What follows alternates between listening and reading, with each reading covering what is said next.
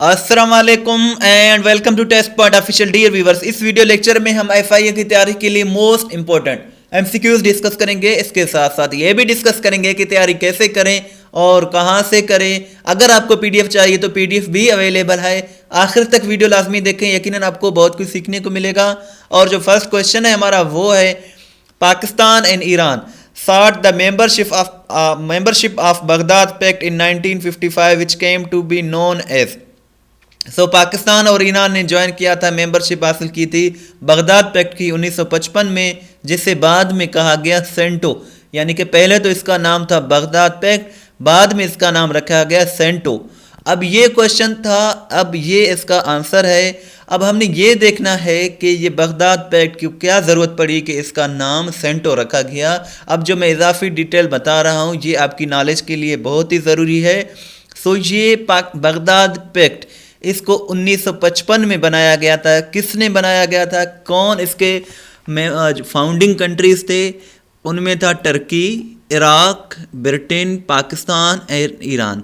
और ये जो एक ऑर्गेनाइजेशन था ये सिमिलर टू नेटो था, यानी कि नॉर्थ अटलांटिक ट्रीटी ऑर्गेनाइजेशन का के जैसा ये एक ऑर्गेनाइजेशन था। और इसका जो मेन पर्पस था वो था prevent communist incursions and foster peace in the Middle East, यानी कि कम्युनिस्ट इनकर्जन्स को रोकना और अमन को बहाल करना मिडल ईस्ट में, यही इसका मेन पर्पस था। और इसको रीनेम किया गया था सेंट्रल ट्रीटी ऑर्गेनाइजेशन, यानी कि ये जो सेंटो मैंने लिखा है इसका जो फुल फॉर्म है वो है सेंट्रल ट्रीटी ऑर्गेनाइजेशन, और इसे सेंटो भी कहा जाता है। इन 1959 यानी कि बगदाद पैक्ट का नाम चेंज हुआ था सेंटो में, तो वो हुआ था 1959 को, क्योंकि इराक ने पुल आउट किया था, इस पैक्ट को छोड़ दिया था। क्योंकि ये जो बगदाद है ये इराक का कैपिटल है। जब इराक ने ही छोड़ दिया था तो इस पैक्ट का नाम बगदाद पैक्ट नहीं हो सकता था, क्योंकि बगदाद इराक का कैपिटल है।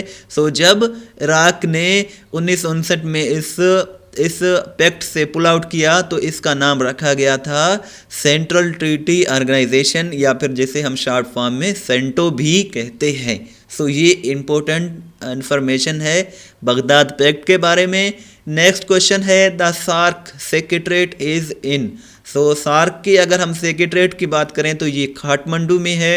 एंड सार्क का जो फुल फॉर्म है वो है South Asian Association for Regional Cooperation, and it is an economic and political organisation of 8 countries in South Asia, यानी कि साउथ एशिया जनूबी एशिया की 8 कंट्रीज़ का एक पॉलिटिकल ऑर्गेनाइजेशन है। It was established in 1985। SAARC को 1985 में बनाया गया था। When the heads of state of Bangladesh, Bhutan, India, Maldives, Nepal, Pakistan और Sri Lanka formally adopted the charter. जब इन सारे ममालिक ने अडॉप्ट किया चार्टर को तो जिसे बनाया गया था 1985 में, जिसका जो सेक्रेटरीट है वो है काठमांडू में। अगर हम काठमांडू की बात करें तो काठमांडू नेपाल का कैपिटल है। नेक्स्ट क्वेश्चन पर जाने से पहले छोटी सी रिक्वेस्ट है कि हमारे चैनल को ज़रूर सब्सक्राइब करें, इसमें आप ही का फ़ायदा है, बिकॉज इस तरह की अच्छी अच्छी वीडियोस हम डेली बेसिस पर बनाते रहते हैं। नेक्स्ट क्वेश्चन है, एंटोनियम ऑफ ऑब्स्टिनेट इज़। अगर हम ऑब्स्टिनेट की बात करें तो ऑब्स्टिनेट एक ऐसा वर्ड है जिसका मतलब होता है ज़िद्दी, डीठ या खुद सर, यानी कि सिर्फ अपनी बात करने वाला। और फ्लेक्सिबल एक ऐसा वर्ड होता है जिसका मतलब है लचकदार या सुलह पसंदाना, यानी कि ऑब्स्टिनेट ढीठ ज़िद्दी को कहते हैं जो अपने बात पर अड़ा रहे, और फ्लेक्सिबल उस शख्स को कहते हैं जो लचक दिखाए, जो थोड़ी नरमी दिखाए, उसे फ्लेक्सिबल कहा जाता है। 5, 8, 14, 26। इसका जो अब आगे आएगा वो आएगा 50, क्योंकि 5 + 5 = 10। अब इससे अगर हम 2 निकालें तो ये आते हैं 8, 8 और 8 बनते हैं 16, 16 से 2 निकालें तो 14, 14 और 14 कितने हो गए 28, 28 से 2 निकालें तो 26। अब 26 और 26 बनते हैं 52 और 52 से अगर हम 2 निकालें तो 50 यहाँ करेक्ट आंसर है। Ariana is an airline of which country. So ये आप देख सकते हैं Ariana is an airline of Afghanistan, Afghanistan की एयरलाइन है और लार्जेस्ट और ओल्डेस्ट यानी कि सबसे बड़ा और सबसे पुराना ये एयरलाइन है अफ़गानिस्तान की। नेक्स्ट क्वेश्चन है और ये भी बताता चलो कि 1955 में इसे फाउंड किया गया था आरियाना एयरलाइन को। नेक्स्ट क्वेश्चन है Kalabagh is famous for the mineral of. Kalabagh iron की मिनरल के लिए मशहूर है और कालाबाग जो है टाउन है और ये है मियांवाली डिस्ट्रिक्ट में, पंजाब प्रोविंस में। What is meant by summary trial. Summary trial का क्या मतलब होता है। समरी ट्रायल का मतलब होता है open trial. Where are the biggest salt mine located in Pakistan. Khewra में पाकिस्तान का सबसे बड़ा साल्ट माइन पाया जाता है। After cotton which is the second highest exchange earner crop of Pakistan. So cotton के बाद राइस जो है पाकिस्तान का हाईएस्ट एक्सचेंज अर्नर क्रॉप है पाकिस्तान का। राइस का मतलब होता है चावल। When was the gas discovered from Sui. So 1952 में गैस दरियाफ्त हुई थी सुई के मकाम पर। अगर हम सुई की बात करें तो 43% of total natural gas off Pakistan is obtained from सुई और सुई जो है ये बलूचिस्तान में है। K2 is in which mountain range. K2 Karakoram mountain range में है और K2 का दूसरा नाम है गॉडविन ऑस्टिन। नेक्स्ट क्वेश्चन है दीर इज़ फेमस फॉर। दीर जो है ये नेचुरल फॉरेस्ट की वजह से मशहूर है और ये दीर के बारे में सारी इन्फॉर्मेशन लिखी हुई है।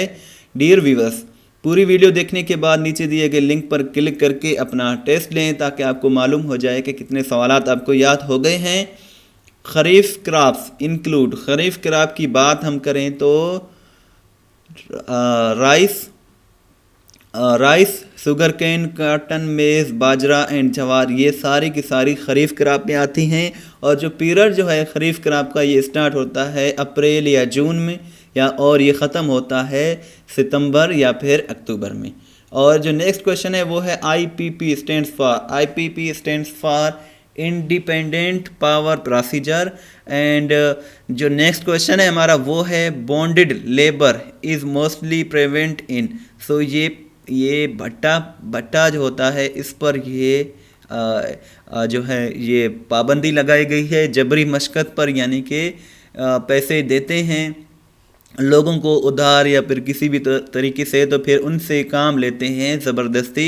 सो इसे बॉन्डेड लेबर कहा जाता है। सो ये ज़्यादातर भट्टे पर जो काम करते हैं उन पर ये पाबंदी है। The highest non operational military award of Pakistan is. So Sitara Basalat Pakistan का सबसे बड़ा नॉन ऑपरेशनल मिलिट्री अवार्ड है सितारा बसालत। द स्टडी और science of population is called. So demography इसे कहा जाता है एंड डेमोग्राफी का मतलब होता है इल्म शुमारियात आबादी। और नेक्स्ट क्वेश्चन है whose nation was destroyed by a rain of stones. किस नबी की उम्मत को रेन ऑफ स्टोन्स यानी कि पत्थरों की जो बारिश हुई थी इससे तबाह की गई थी तो उस नबी का नाम था हज़रत लूत अलैहिस्सलाम। हज़रत लूत अलैहिस्सलाम is the correct answer. Next question है हज़रत खदीजा रज़ियल्लाहु तआला अन्हा, हज़रत अबू बकर सिद्दीक़ रज़ियल्लाहु तआला अन्हा, हज़रत अली रज़ियल्लाहु तआला अन्हा एंड हज़रत ज़ैद बिन हारिस रज़ियल्लाहु तआला अन्हा constituted the first to became Muslims. यानी कि मर्दों में सबसे पहले हज़रत अबू बकर सिद्दीक़, औरतों में सबसे पहले हज़रत खदीजा, बच्चों में सबसे पहले हज़रत अली रज़ियल्लाहु तआला अन्हा और ग़ुलामों में सबसे पहले हज़रत ज़ैद बिन हारिस रज़ियल्लाहु तआला अन्हु ने इस्लाम कबूल किया था। ये सारे इंपॉर्टेंट क्वेश्चंस हैं इस्लामियात के। Who threw the first arrow for Islam. So हज़रत साद बिन अबी वक्कास रज़ियल्लाहु तआला अन्हु ने एरो को फेंका था इस्लाम के लिए। और जो नेक्स्ट क्वेश्चन है, who is the greatest angel according to the teachings of Islam. इस्लामी तालीमात के मुताबिक हज़रत जिब्राइल अलैहिस्सलाम सबसे अजीम जो हैं फ़रिश्ते हैं, सबसे बड़े रुतबे वाले फ़रिश्ते हैं। नेक्स्ट क्वेश्चन है, objective resolution was passed by the first constitution assembly. So objective resolution को पास किया गया था 12 मार्च 1949 को। सो यही इसका करेक्ट आंसर है। Where headquarters of UNO located. UNO का हेडक्वार्टर जो है वो न्यूयॉर्क में है। न्यूयॉर्क अमेरिका का सिटी है, वाशिंगटन भी अमेरिका का सिटी है, लेकिन इसका जो हेडक्वार्टर है वो